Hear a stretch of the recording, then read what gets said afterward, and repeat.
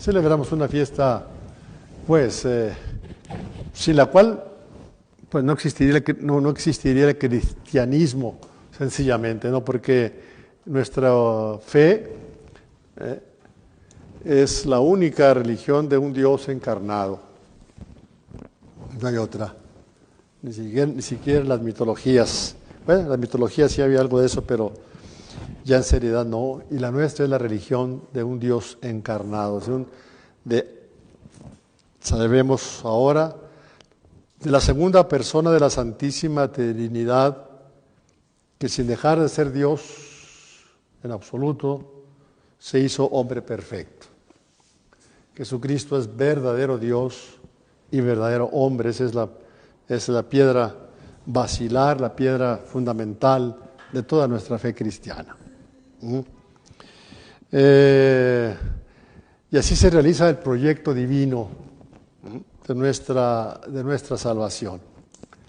Para esto, bueno, podremos decir, se ha dicho tanto, y podríamos considerarla desde dos puntos, dos ángulos. Hoy en la mañana leíamos en la liturgia de la lectura de lecturas en la mañana, un discurso, un sermón hermosísimo del Papa León Magno. León Magno, 431-360, fue Papa. Le tocó lidiar precisamente con esas herejías que fueron suscitándose a lo largo de la historia.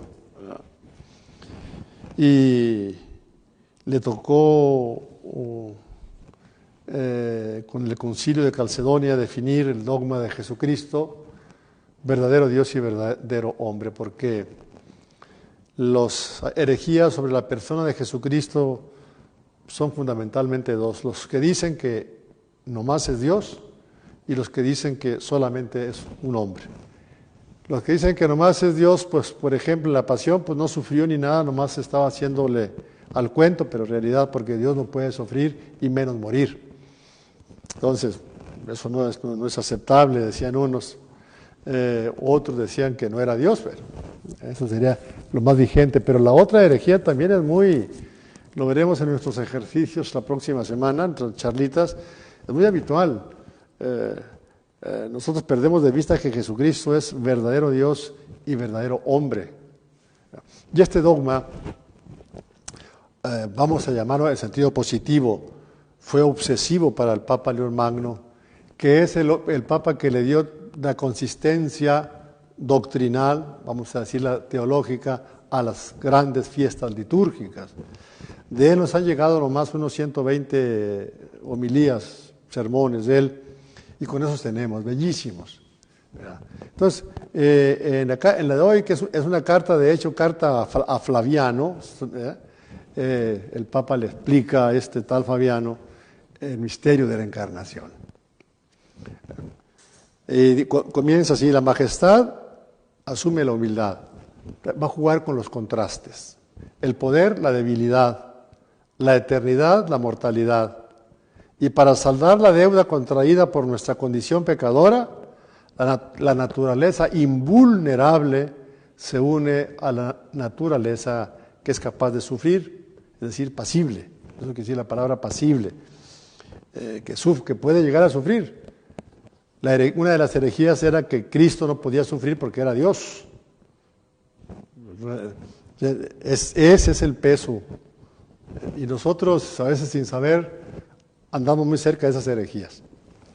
Y le quitamos una, le cargamos a la otra, o qué sé yo, y es la persona divina, segunda persona de la Trinidad, que en el seno purísimo de la Virgen toma la naturaleza humana en plenitud. Por eso es verdadero Dios, sin dejar de ser Dios, asume la naturaleza humana.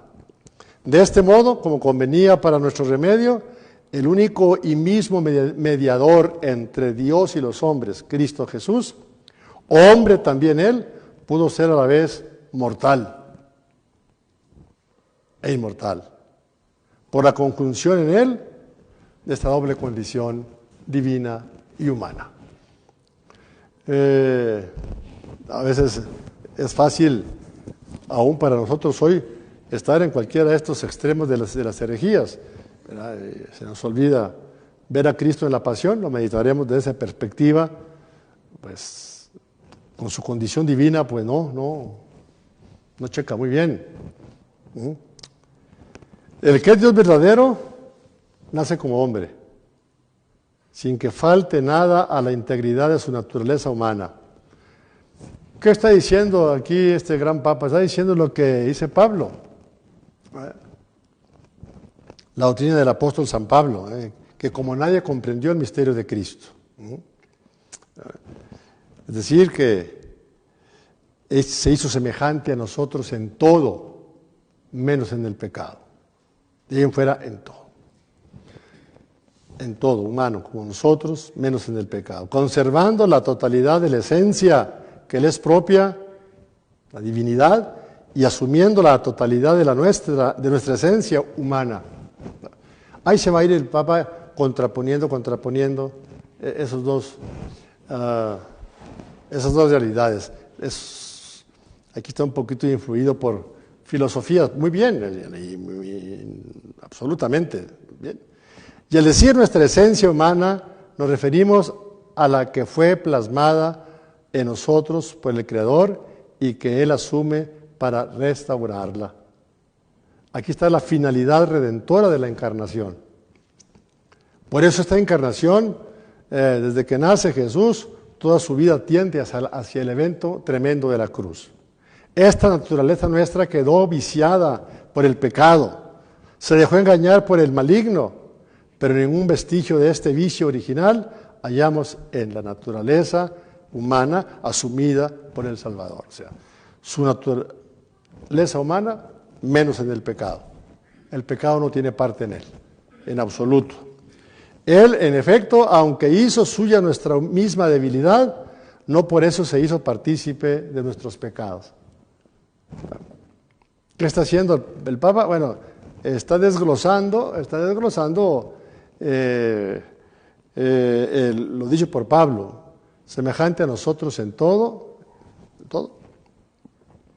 menos en el pecado. Y esto tiene un fin redentivo.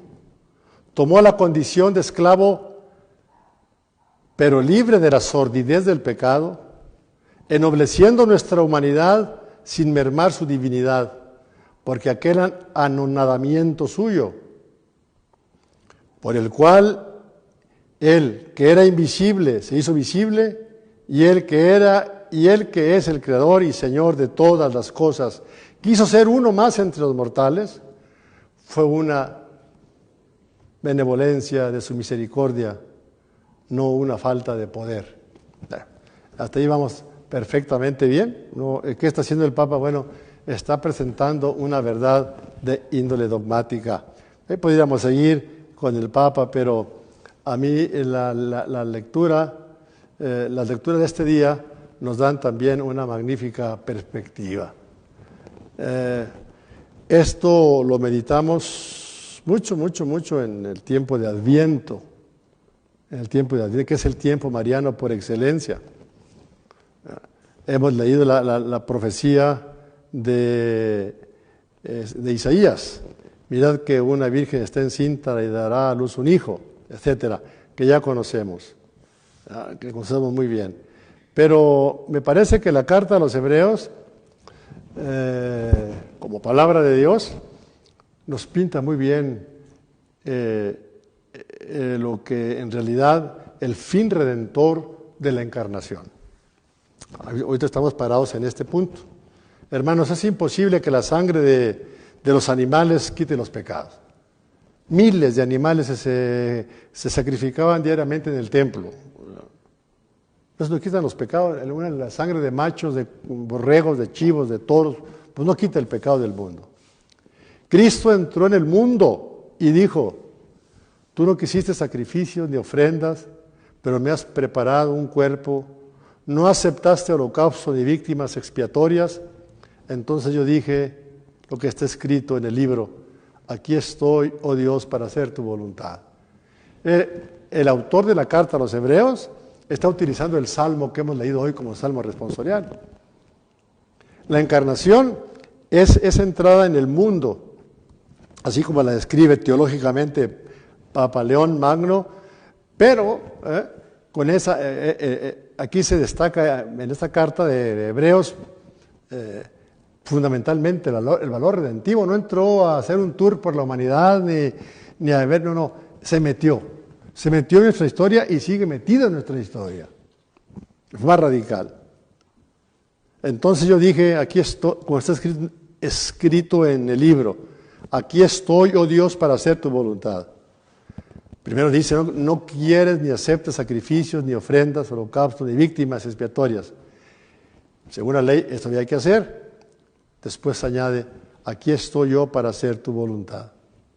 Niega lo primero para afirmar lo segundo. Y conforme a esta voluntad, todos quedamos santificados por la oblación de Cristo, del cuerpo de Jesucristo, hecha de una vez para siempre. Y la carta de los Hebreos, ¿qué está citando? Está citando el Salmo, bellísimo Salmo 39, 38 en sus Biblias. Eso, tú no quisiste sacrificios ni ofrendas, en cambio me abriste el oído, no pediste sacrificios, entonces yo dije, aquí estoy. Como está escrito en mi libro, para hacer tu voluntad. Dios mío, lo quiero y llevo tu ley en mis entrañas. He proclamado tu salvación ante la gran asamblea, no he cerrado los labios, Señor, tú lo sabes. No me he guardado en el pecho tu defensa, he contado tu fidelidad y tu salvación y no he negado yo tu misericordia y tu lealtad ante la gran asamblea. Ese salmo es el que está comentando la carta a los Hebreos. Bueno, entonces hasta ahí es muy hermoso esta base de la escritura, el afán redentivo, muy, muy bello, muy hermoso. Pero entonces podríamos hacer como en una homilía famosísima que he citado mucho y que debe estar por ahí en nuestro sitio de Pablo VI. Y podríamos preguntarnos simplemente, ¿y cómo vino a nosotros? ¿Cómo esto se hizo posible? ¿Cómo se hizo posible esta realidad inefable, este misterio insondable de la revelación suprema del amor infinito de Dios? Todo lo que hemos meditado y dicho y podemos decir, ¿cómo, por qué? ¿Cómo fue posible? Fue posible porque aquella jovencita que vivía en Nazaret, que se llamaba simplemente María, dijo, aquí está la esclava del Señor. Ella también se pone en esta línea de los pobres del Señor, en la obediencia, en la humildad, en el servicio, en la disponibilidad, en la facilidad para cambiar un proyecto y servir a Dios, el sí más importante de la historia. Ella es la que desde el punto de vista humano, desde nuestro lado, hace posible el gesto amoroso de Dios, hace posible que Dios nos regale ese don infinito, incomprensible, inagotable, que es el amor de Cristo. Ese amor se desbordará un día en la cruz, en su sangre derramada, en su muerte. Ahí explotará. En la Eucaristía lo conmemoramos. Y sigue presente entre nosotros. El sí más importante de la historia es el sí de María. Es la que cambia los testamentos, la que hace posible desde el lado humano que el Señor realice ese proyecto de amor. Hágase en mí conforme a lo que tú has dicho.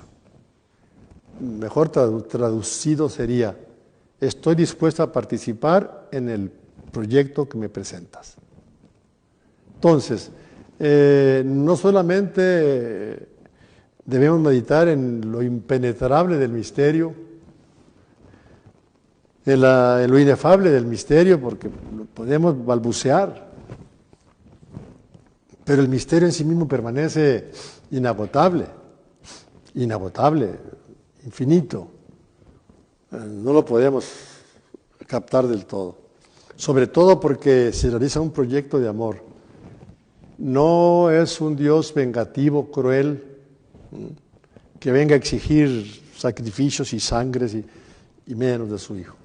En su Hijo querido lo meditaremos en estos ejercicios. No es más que la revelación del amor y que de pasada nos muestre el camino que nosotros debemos de seguir, como leíamos el domingo pasado en el texto del evangelista San Juan. Si el grano de trigo que cae en tierra no muere, queda infecundo.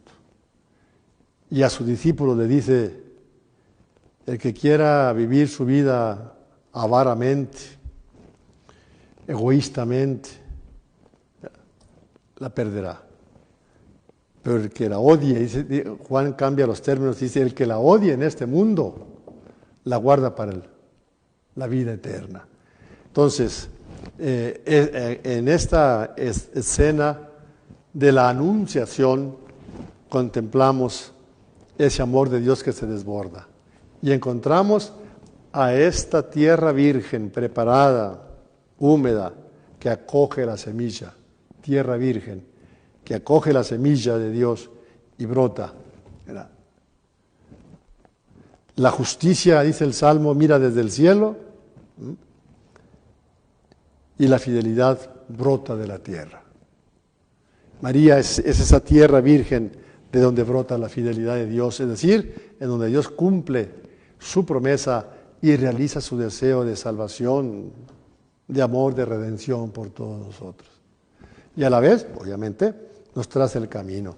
De así que en la mariología de nuestro tiempo, sobre todo a raíz del concilio, se haya cambiado mucho el tono y en vez de un maximalismo mariano, mucho, más bien se habla del factor modélico, del modelo que María es para cada hombre y cada mujer, para cada cristiano y para la iglesia entera.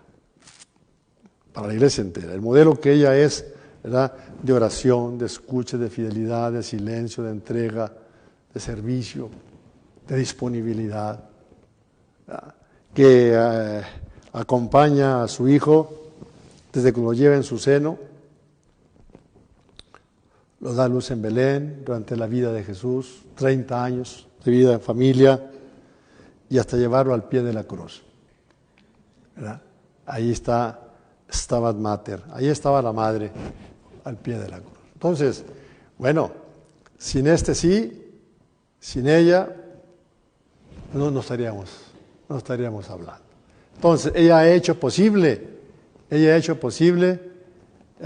que ese regalo que Dios quería hacernos, ese gran don, tanto amó Dios al mundo que le entregó a su propio Hijo, que le regaló a su propio Hijo, ha sido posible porque María ha dicho que sí. Les he platicado una tarjeta que me envió un amigo de allá de Nazaret, ¿verdad? Porque ella dijo que sí, nosotros podemos decir que sí. Es lo que Dios quiere. Entonces, pues en esta fiesta hermosísima, bellísima de veras, de la Anunciación, pues le pedimos a la Virgen, a nuestra Madre Santísima, que nos ayude, que nos haga crecer en la confianza, en la esperanza, que nos ayude a superar los traumas, las heridas, los miedos, las tristezas, las depresiones, los aislamientos y todas esas cosas que con esta pandemia que vino nos ha provocado males psicológicos humanos tan profundos. No solamente físicos y pérdida de nuestros seres queridos, sino también heridas en el alma muy profundas. Que nos ayude a superar una confianza en su Hijo querido. Cuando ella, pues como Abraham, pues no entiendo de qué se trata, pero vamos adelante. María tampoco comprendió perfectamente de qué se trataba. Solamente se puso como la esclava del Señor. Y los esclavos carecen de voluntad.